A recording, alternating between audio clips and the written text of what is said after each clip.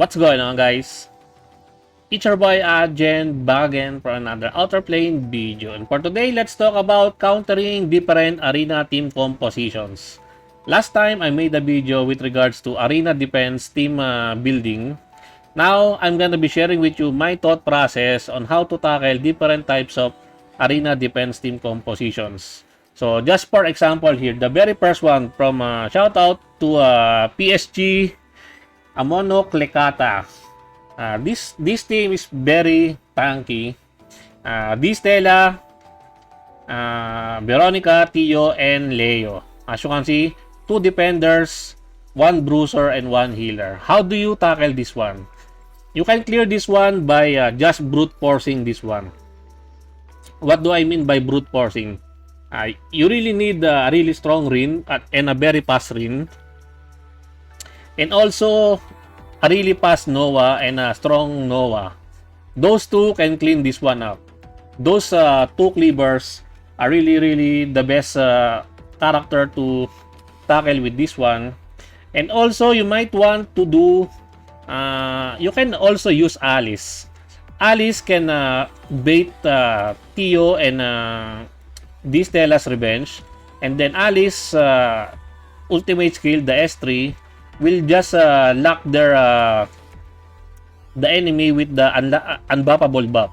That way, Leo will not be able to buff his team with the invincibility buff. That is one way to counter this one. But the best way to counter this one is having Valentine, Rin, and Noah. Those 3 can clear this one. If you use Valentine for this type of team composition, especially with Tio and Della, you don't want to be using Valentine's S3. Just use S1.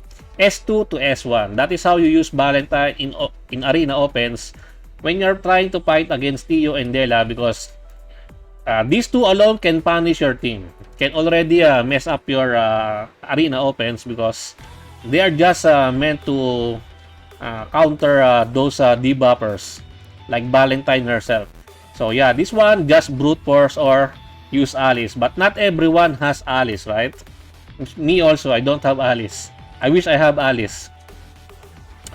Next, this type of team composition: Veronica, Tio, Valentine, and Di Stella.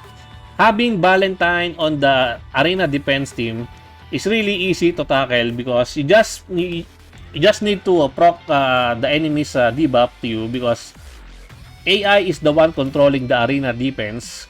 And Valentine will always use her S2 to S3 when controlled by the AI. So you can bait that one.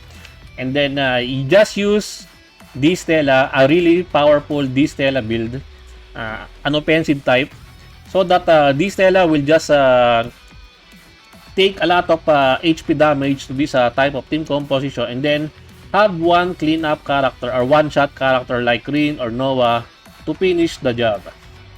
Very easy to tackle this type of arena defense. Now, this one from Peppa Pig, Veronica, Rin, Di Stella, and Tio. This one there is no debuffer, right? The only debuffer in this team is Veronica, but it seems that Veronica is probably built a counter or something, a counter Veronica or a slow Veronica. The only fastest character in this team composition is most probably Rin. And if Rin goes first, you might probably be dead. So you just need to outspeed this type of team composition, then you win. Let's move on to the top defense in our server. As you can see, I am top 35 in our server. Number 1, PSG Shiraishi.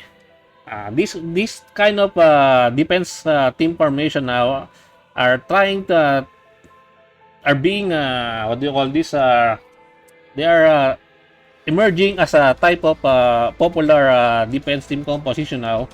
We have here Alice, Di Stella, Tio, and Veronica. Why Alice? Alice is here the fastest character here in this lineup. Alice will go S2. Then if you know how to counter Alice, if you know what Alice can do, Alice can also buff the unbuffable buff, the S3. But first Alice will use her S2 so that your if you're using Tio or Distella, she will bait those characters, and then proceed to S3 to lock your team to not get back. Because the very famous, the very popular team right now for Arena Opens is something like buffing your characters, like with Valentine or Cindy.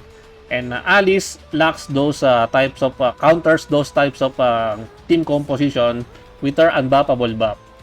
Now, how to counter this type of team composition? I've already fight several of this type of team composition. It's very easy to tackle this one. Just have a very strong D-Stella or having 2 Stella in your team, the normal Stella and the D-Stella, to counter the first debuff of Alice. Then she will not survive. If she cannot proc her S3, then you win. But if she can proc your S3, you're dead. That's just how it is. So having a really strong D-Stella or the normal Stella in your Arena Opens can counter this one. That is the main problem of this one, is that the Alice can easily be countered by D-Stella and Stella, but not everyone has the normal Stella, right? Including me. I don't have the normal Stella because she's kinda rare. Pretty rare. And as you can see here in our top 10, a lot of the players have been using this type of defense team formation. As you can see, top 1, top 2 using Alice, top 3, top 5 using Alice, top 6. So many Alice defense team composition, right? And mind you guys, this top 5, top 6 is really hard to fight. Why? It's because these are all bulky. They are pretty much bulky. You cannot one-shot them with a really, unless your Della or normal Stella are really powerful, that can kill Alice before she unleash her S3 attack. Then you're good to go. But if you cannot beat them during those time, you're probably dead. Now, this one for the top 4 warrior Danex. Valentine, D-Stella, Veronica, and Idit. Idit has been seeing some plays now in Arena Defense, mainly because of her evasion. High evasion build Idit is really dangerous in Arena Defense. Especially it is controlled by AI. Usually, it's always against your favor if you're fighting an AI. It's always been like that. I've already fought one PSG with a really good Idit build. I always miss the attack. She always counters. She almost 1v for me. That is how good Idit is once you fully build her and gear her up. How to counter this one? Have some accuracy. Yes, you need some accuracy for you to be able to hit this type of characters, because the meta right now is shifting to evade meta. There are a lot of characters that have been raising their evasion, especially the tanky ones, the bruiser ones. D-Stella, Veronica, and ID. These three are really dangerous if they are built with evasion. Yes, if you cannot hit them, you're GG. That's why Cindy is also very popular in Arena Opens, and that is why some teams are using Alice to counter those Cindy type of Arena Opens, to lock them so that they will not be getting the accuracy buff and the attack buff from Cindy. Next on the line, which are this one from PSG Stedila. I fight this one earlier. I lost. Yeah, I lost against this team. Why did I lose against this type of team composition? Because this team outsped me. That is the only thing that you can do against this type of team composition, is outspeeding them. Because Cindy to what is her name? Sigma, then Noah. These three are really fast. And attack buff from Cindy plus accuracy buff. And then Sigma will push her teammates, especially Noah. Then Noah will unleash the S3. You're GG. Noah can still clean you up. That is how powerful Noah is, especially in Arena Defense also. If you cannot outspeed this one, then yeah, you will lose. You will lose the fight. Also, not just having the character is not enough to counter this type of team composition. You really need to have the gears to make up for it also. Gears are really important for you to be able to tackle this type of team compositions, because if you don't, if you have a very not really a great gear, then might as well just don't try to fight this type of if you are not confident with your gears. I'm just sharing with you guys my experience on fighting this type of team composition. And sometimes, yeah, whenever I see this type of team composition with Cindy, Sigma, and Nova, I always try to avoid this one because I'm really not confident with my speed gears. This one is also pretty tanky. From iParq 3000, I already fight this one. I win against him. But it took me a lot of turns. Why? It's because IDIT is always evading.